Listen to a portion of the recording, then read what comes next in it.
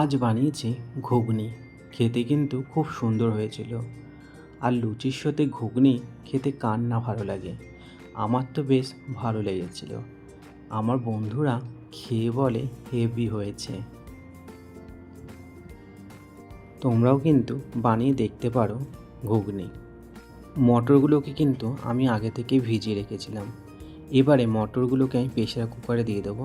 তাতে দিয়ে দিচ্ছি নুন আর সামান্য পরিমাণে হলুদ। ঘুগনির জন্য মশলা করে নেব। তাতে দেবো আদা, রসুন আর কয়েকটা কাঁচা লঙ্কা। মটরটা কিন্তু খুব সুন্দর সেদ্ধ হয়েছিল। আমি এখানে 5টা সিটি দিয়ে নিয়েছি।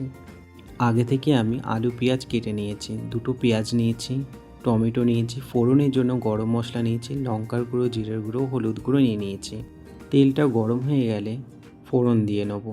এরপর দিয়ে দেবো কেটে রাখা আলুগুলোকে ভেজে নেব। দিয়ে দেবো পেঁয়াজ কুচি। পেঁয়াজ কুচিগুলোকে আমি হালকা লাল করে ভেজে নেব।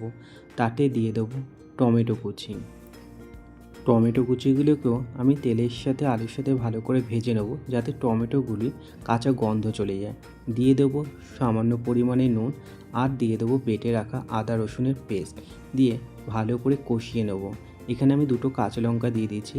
দিয়ে দেবো লঙ্কার গুঁড়ো, জিরের গুঁড়ো, হলুদ গুঁড়োর মিশ্রণটা দিয়ে আবার মশলাটি ভালো করে কষিয়ে নেব যতক্ষণ না তেল ছেড়ে আসে। এরপর দিয়ে দেবো সেদ্ধ করে রাখা মটরগুলোকে দিয়ে মশলার সাথে আমি আবারও মিক্সড করে নেব বা কষিয়ে নেব। এরপর দিয়ে দেবো সামান্য পরিমাণে জল। ঘুগনিটি ফুটতে শুরু করলে দিয়ে দেবো চাট মশলা। এরপর দিয়ে দেবো ধনেপাতা কুচি।